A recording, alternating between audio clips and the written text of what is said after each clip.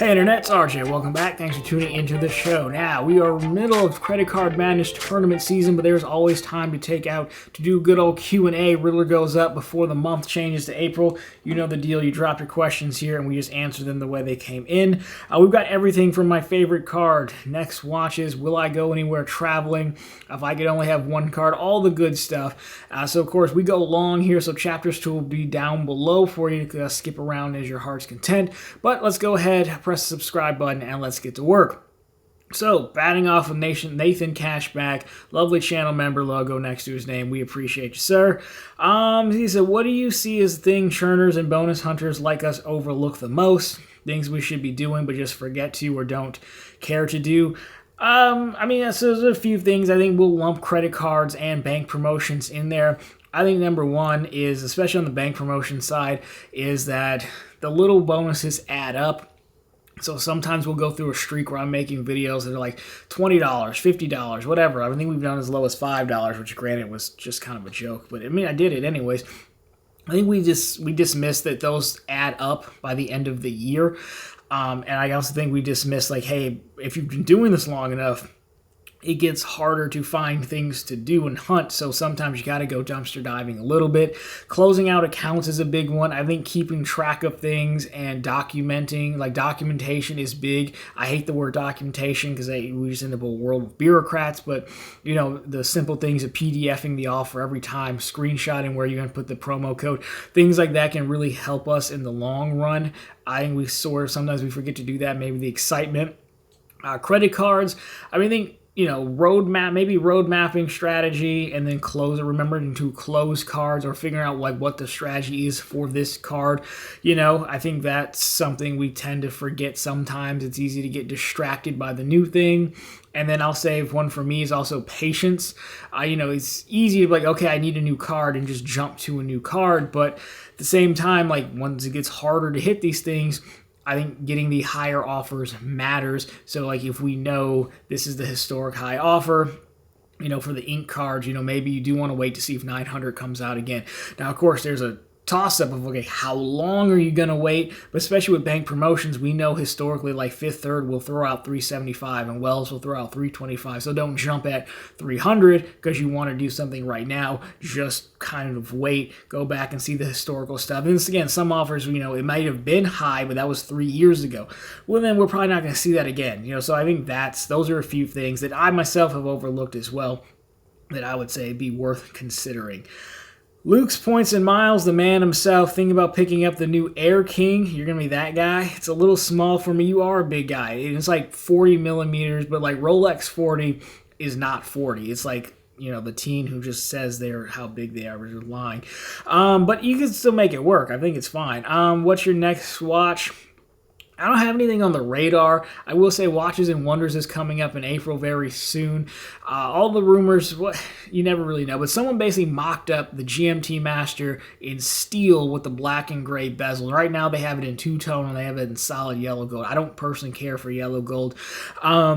If they did come out with the steel with the black and gray, I think I'd go back to. I had the all black GMT for a while. I sold it when I got a Skydweller, but I think I would seriously look at that. But I mean, realistically, you're not gonna be able to go to the store and get this thing. And Pepsi's are still trading for 25 3 years later. Batman's the 12 series is still trading for like 17, 18, which is like $8,000 over retail.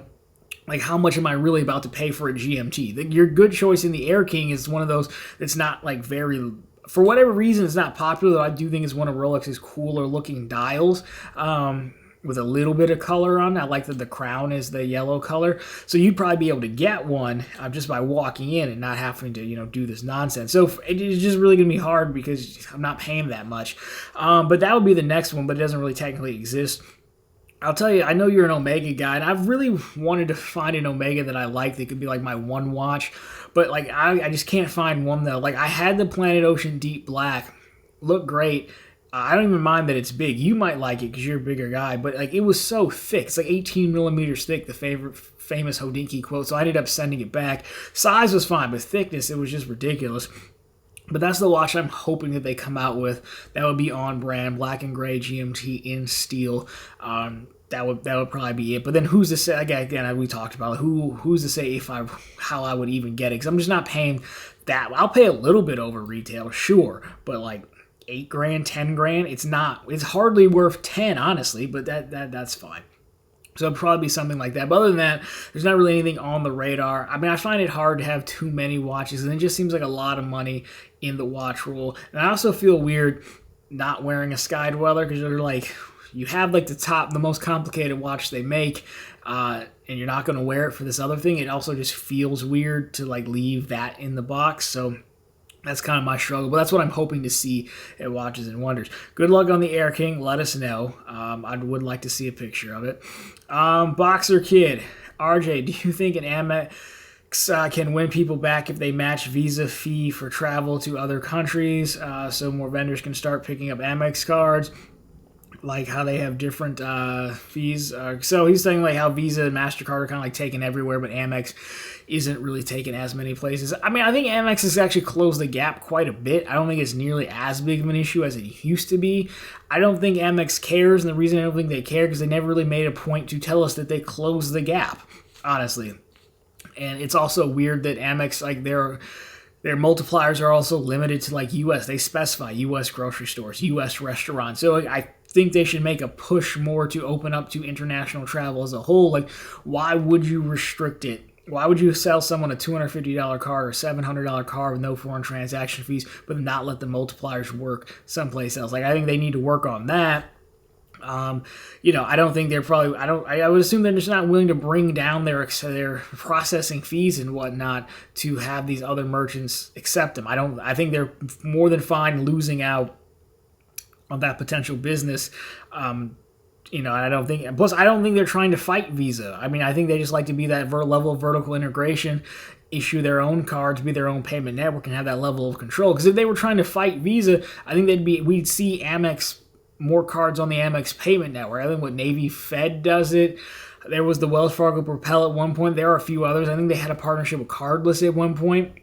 But they don't really, I don't know how it works, but they don't really seem to be trying to compete with Visa and MasterCard anyways, because we just don't see them as much. I don't think it's not that people wouldn't want to work with Amex. I just don't think they're trying to compete. I think they're content being more so that vertical integration and that control that being your own payment processor gives you.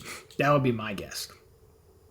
Average Joe, keep up the great work. Thanks for answering some of the dumbest questions. I don't know if you're talking about anybody in particular, but I know I don't like to shy away from questions, and we do answer some silly ones sometimes. But I think the Red Sox guy, spoiler, asked a real question, so you'll have to stay. I know he's in the list somewhere. You'll have to stay tuned for that. But you're welcome, sir. Every so often, a silly question does make it fun. If not, we're just kind of answering the same credit card questions all the time. So keep it coming. Abdu Ali here, another channel member with that lovely logo. We appreciate you, sir. Any advice for the younger viewers? Could be anything. Profitable plug profitable content and channel memberships. Okay. I didn't tell him to do that. Just any advice? I'd say I will just randomly, at the top of my head, I would say most things are accomplishable with a plan in focus. I think a lot of people love to talk about what they're going to do. Like, okay, well, tell me what you're actively doing and how you're going to do it. If you want to pay off a house, if you want to buy a house, if you want to start a business, like, I think most things are accomplishable if you focus on one or two key things. You can't do everything. I really don't think you can do everything. But if you focus in on what you want to do, and you would do that by committing to it and having an actual actionable plan, you can accomplish most of it. So, perfect example, channel memberships, right? If YouTube sends out a thing originally, it was like, hey, if you just get people to sign up, we'll give you bonus money, when they were just trying to push channel memberships. But just turning it on is a bad plan. So to build out the plan of memberships to make it work, you go, okay, what am I actually going to offer? How do other people do this? How does this work today? Okay, it's going to be a Discord. Well, how does the tie-in work? Will anyone know how to do this? Well, it means I should probably aggregate all the instructions into one easy-to-read thing. Blog post, perhaps. What's the value proposition? How will you manage it? If you go through the list of questions, if you go through the process of building a plan, you'll end up coming out having to answer some of these questions because it just keeps presenting more questions, and eventually you'll have a mostly built out plan. Some of it will definitely be wrong and you'll have to change it.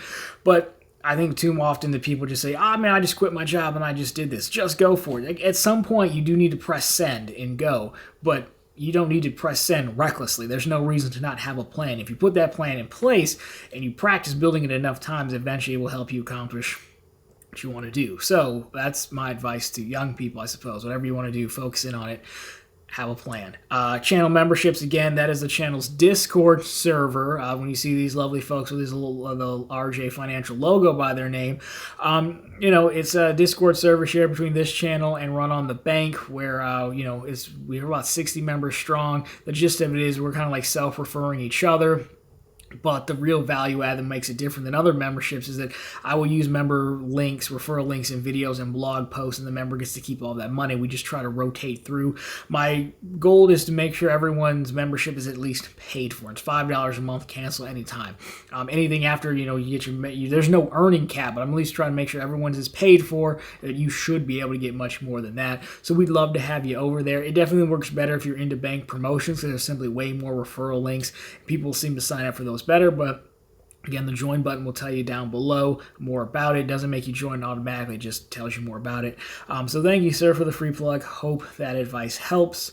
DJ, bank account bonus question. Oh, great tie-in. I missed the Discover savings account bonus when it was $500. Now it's $200. Do you think with the possible Discover and Capital One merger possibly taking place in the future, it would be wise to hop on? I think we have so long before the merger actually happens. Like, it has to go through regulatory approval, and they have to start doing things on the back end. I think it's going to take a long time for that. I don't know this off the top of my head, but I'd go back and like Doctor of Credit archive and see like when's the last time they've done 500. Do they keep putting it out? I know which one you're talking about, but do they keep putting it out every so often, or is it like, hey, we haven't seen it in like 2 years? I think it's been a little bit since we've seen it, but we have seen it before. I would probably wait. Based on that, I'd wait. If it's been like 2 or 3 years, then like, okay, fine. But, there's a sizable difference, $300 for like the same deposit amount, I think. And this one's just, it's an easy bonus because you don't have to leave the money over there. So I would try to hold out. I wouldn't have let the merger influence me. Now, if I was waiting for like a Discover card or something, I might want to get on that sooner rather than later, knowing how uptight Capital One rules can be. But for the bonus, I think we have long enough time. So I would just look at the history and see when the last time we've seen it was. Because again, it's basically once per lifetime. So that's kind of how I would look at it. I just don't know the history of it off the top of my head. You'd think, because I post a lot of this stuff, but I don't really remember too much. So there we go. Caesar, no trolling this time. Your next planned trip using points or cash, you're going to the New Orleans Creator Meetup. There is no planned trip. I have no planned trips, planned vacations, or anything. This kind of goes back to the Abdul Ali question and like the focus in. The things I want to do right now require cash. It's a lot of housing stuff, projects, real estate, and so to focus in, I skip over the other things. Like I skip over travel. I'm not a huge traveler anyways. I will go places, but given the choice or given the option to focus my resources on this or that, well, that other stuff falls away and I focus it on doing the real estate stuff. And so all my points and everything will be cash. Even my Amex membership reward points, which will hurt you to your heart, I'm sure. I've got like almost $4,000 worth of points at 1 cent per point, MR points, between the business gold last year, the business platinum this year. And now that I have the business platinum, I'll just cash those out for 1 cent a point to my business checking account. Like, I know that's not the best use of points, but for me, cash is what I need to do the things that I want to do. So everything else kind of gets ignored right now. Even the Rolex thing from Luke's question, I'm not really going to buy that, if it came out, but I would want it though. So no planned trips at all for the foreseeable future. I just got to focus in here. Going to New Orleans Creator Meetup, that's a work trip, so I would probably go. Probably. I've heard it's New Orleans this year. I don't pay attention enough to know the times or the dates, but I'm sure we're in like a Discord group ourselves, so I'm sure when it's time, it'll let me know, and then I'll probably it'll probably just be a cash booking. I think I have some Delta Sky miles left, but it'll probably just be a cash booking. It'll probably be dig out one of the Freedom cards and go buy Delta gift cards, book the trip that way. So I'm still getting 5%. Hotel, I don't really have any. I think I still have some Marriott points. So that could be it as well. By then maybe they'll approve me for the autograph journey card and I could use that, but nothing plans. But I should be there because I'll be there because I think if people are going to take time out of their day just to come, I don't think it's just to come see us, right? Because he's picking fun places, but people are going to take time out of their day, and the least you can do is show up. And it was fun meeting everyone. Last time Luke put on a really good event, so yes, plus you got to support your own people. So I will make every effort. Phil here, most annoying credit card spokesperson, Jennifer Coolidge, Discover getting a lot of love today. Your avatar is Grand Moff Tarkin. That's nice. I like that. Jennifer Garner or Kevin Hart. I mean, Jennifer Garner's probably too attractive to ever annoy me in those commercials. Plus, what's in your wallet is a really good tagline. I do like the Samuel Jackson ones better because I'm just reminded of the Samuel Adams ones when he's just yelling, "Yes, I did not. What was it? A shark ate me. Yes, they deserve to die." Like that's a really good one. I mean, Kevin Hart's the most annoying one because I don't think it's his fault because I do think Kevin Hart is funny, but because it's Chase, it's on cable television. Like he's just so watered down. Like he's capable of being so much more funny. And so you're looking at him, and it's just him, like playing into the him screaming and talking loudly thing. But it's not actually funny. But he could be much funnier. But they're a bank, so they're going to play it very safely, very very safe, and not have him do anything funny. I think so. Is Kevin Hart is the most annoying one. Plus, he's just promoting the Freedom Unlimited, and I don't know. It's kind of annoying. So I'll go with that one. The Discover one, doesn't really come to mind. I've seen it before, but I'd say Kevin Hart's the most annoying for sure. But it's not his fault. It's just bad writing, It could be a lot better if we weren't so scared about being sensitive. That's my final answer. Doc says, are any members of your family supporters of your channel, Profitable Content? Do you ever discuss the bank bonuses or card strategy with them?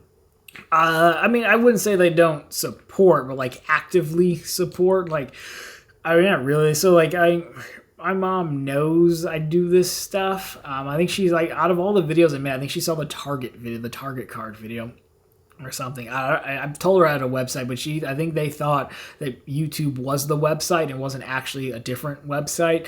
My mom has signed up for some of my card links. I think I got her the Capital One card and, like, the Chase Freedom when it had, like, 3X on, like, everything or whatever.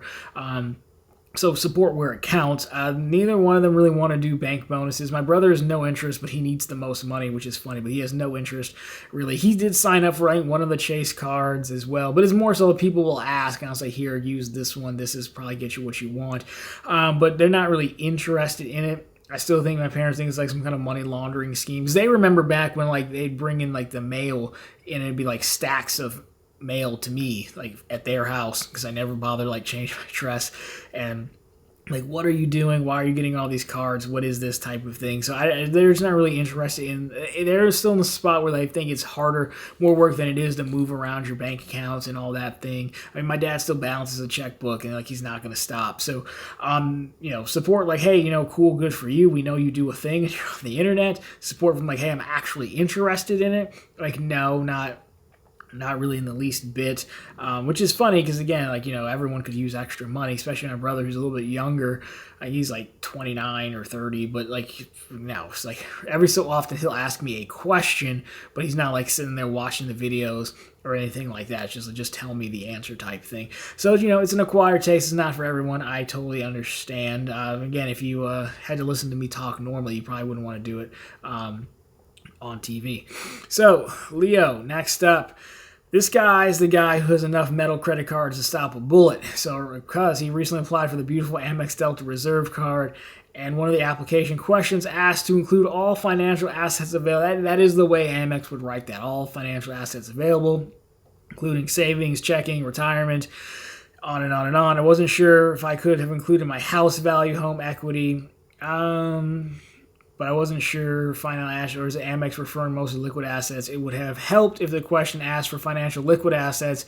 If not, then could have added. I mean, so like the whole gist of it, the credit card applications is like income or like money that you have like reasonable access to. But I go so far as to like count my home equity. Like I probably wouldn't. I generally just put in a number, like estimate in my head of here's how much I get annually. Good enough, I will say if you have multiple mortgages and stuff like that, you do have to account for that in the number, because if not, they'll be like, well, how can you afford all this? So you have to take like your total amount that you're getting in rent and add that into your total income, not split it out as business income. But what they're trying to get at is like the adage of like income that you have reasonable access to. So like if you were married, I don't know if you are or not, but you could, count that income. You have reasonable access to your wife's income, if they're just looking for any way to, I think, help people get approved. And like, if the bill came, yes, you have some more income you could get to. Would I go so far as to probably count like equity in the house? Probably not, because I don't think it's necessary. Now, if you ended up like on borderline, like under review, then like income was the issue, or this, then by under their own definition of all financial assets available to you, then like, yeah, I would count it if you needed it. If it came to it, but in all likelihood, you don't have like reasonable access to it, because the only way to get it out is to refinance, or I guess get an equity line. And overall, again, it's a credit card, so it's not really that serious. Credit cards, still financial product, but we're taking stated income, right? Anytime you're taking stated undocumented income, it's kind of not that serious, honestly. So that's how I take it. To answer your question, would I do the house? No. If it came down to it and they're like, hey, we've given you so much credit limit, back it up. I'm like, oh, well, I have this is a financial asset I have. Okay, great. I don't know if that really answers your question, but the answer is just get cards where they don't ask such obnoxious questions. I don't think I've ever been asked that way with a Chase or City card, but you and these metal travel cards, man. All right, Red Sox Nation here with a real question, believe it or not. If you could only have one credit card for the rest of your life, what would you choose? I'd go down to two. The easiest option would be the unlimited cash card from Bank of America as a Platinum Honors person, which I understand saying Platinum Honors has become my, hey, I went to the Maldives or Grand Cayman thing, so people should make fun of me for it. That's like the cashback equivalent, I guess. But it's 2.6 back on everything, and just do a blanket 2.6, that could be fine. I still think it might be the Amazon card, because of how much stuff you can get off Amazon. The problem is Amazon customer service is really not what it used to be. It's really gone downhill. I tried to return a pair of jeans. They sent me the wrong ones. I had the UPS label, took it to the place they wanted me to, and they never refunded me. And then I called them. They're like, okay, we'll fix it. Then I called them again after 3 times, but they're just going to charge my card and not refund me, because they claim they never got the package, even though I'm holding the UPS label in my hand and sent them the tracking number. Old Amazon would just feel like, yeah, we're going to fix it, throw the thing away, no problem. So I don't know if that really, I guess because you maybe would get sick of using Amazon, but to me, the Amazon card, because of what Amazon does, covers such a wide range of things, plus other gift cards as well. It might be that one. It can't be the custom cash. That's a one-trick deal. Freedom Flex, maybe, but I don't know. Rotating categories are only going to get you so far. So I think on the aggregate, overall, it's either Amazon or the unlimited cash card. As a cashback person myself, yeah, I think that's it. I don't think I'm missing anything else. I think that would be the way to go. But of course, you guys let me know what your choice would be, or what I should have chosen down below. Next up, who's going to win the World Series this year? I wouldn't pick have been the Dodgers before that guy, was their new pitcher. He got caught up in that illegal gambling scam. At the time of taping, we don't know if he was betting on baseball or not. We assume he wasn't, but it's definitely a cover-up, right? I really don't follow it too closely. Dodgers are the ones in the news because they had the best guy, and they've been pretty competitive as of late. I thought the Yankees were going to come on because they had the Aaron Judge guy. I'm probably making a lot of people mad because I don't know. I guess I'd pick the Dodgers if the guy doesn't get suspended for a long time, because in baseball, you can get suspended like half the season. It doesn't even matter because no one starts caring until after the All-Star break anyways. But I guess I would go the Dodgers because they just signed like the best dude, or at least what I'm led to believe is the best guy. Yankees would be a runner-up, but I don't even think I remember who won last year, honestly, man.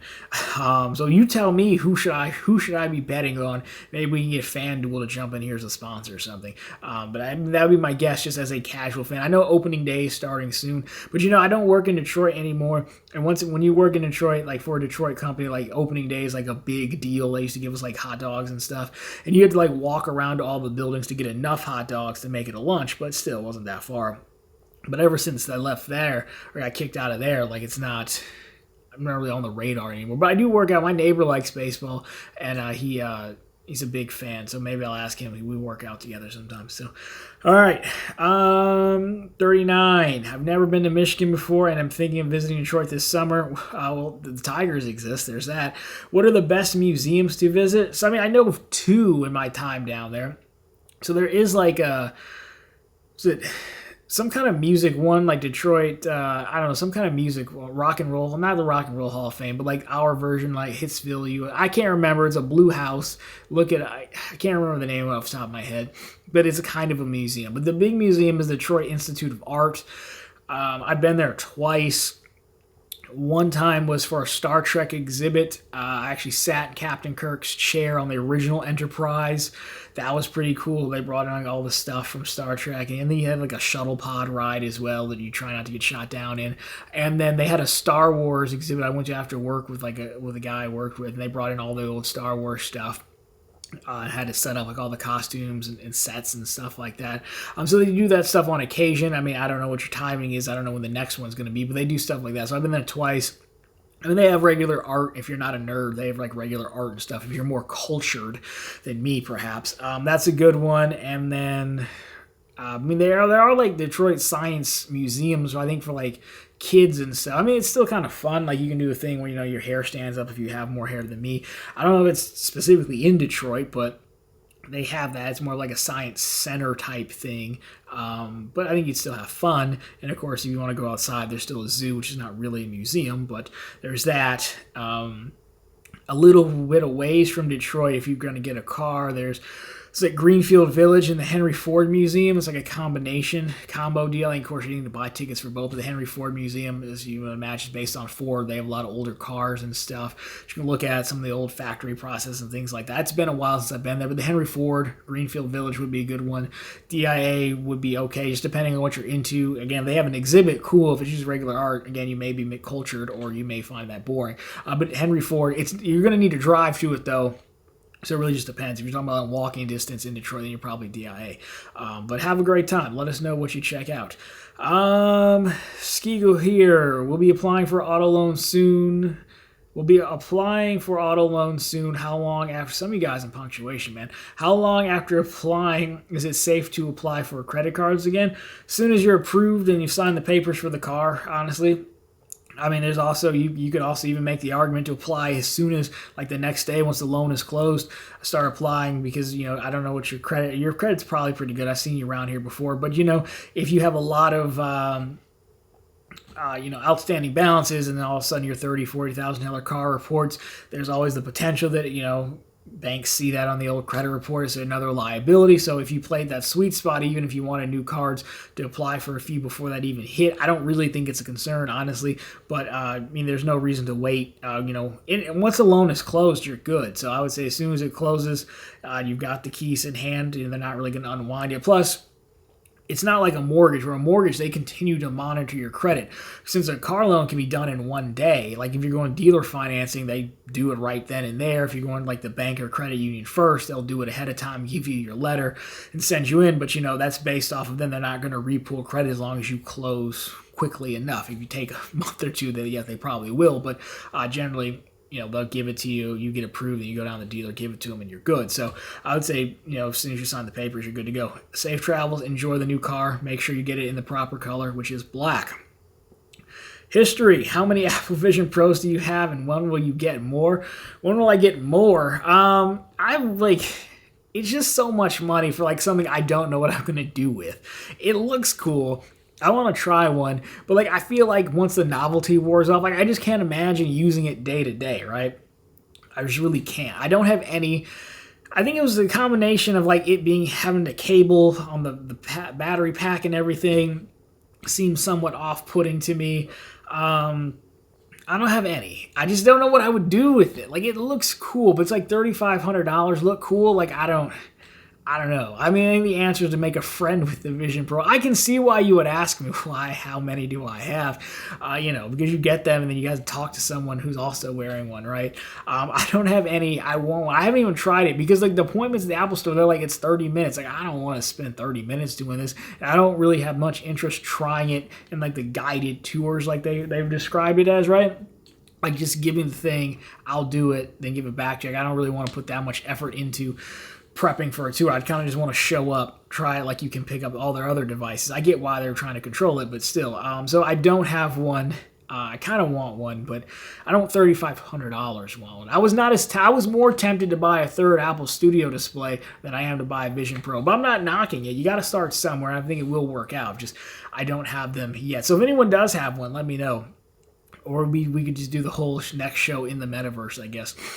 Evan here. Why haven't Amex announced the inevitable changes to the Hilton Honors business card yet?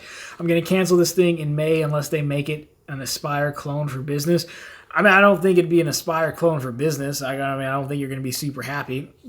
I do think it's a good. The Hilton business one isn't bad. I think it's I think it's not bad. I do think, like you said, it will get a refresh. The card art hasn't even changed. As to why they'd be waiting, I don't really know. Honestly, I don't know why they didn't do it all together in the other one. I think personal cards, for whatever reason, personal cards seem to be the one they're trying to update and switch around and protect the most. Because even the family language that they were putting in really is only impacted personal cards. Like business gold, I still got the business gold and the business platinum and got the offers. They haven't changed yet. So I think there's something to do with how business cards are performing for Amex and their partners. Like they must be performing better. As you could imagine, the majority of people are only going to get a business card if they qualify for a business card, like legitimately.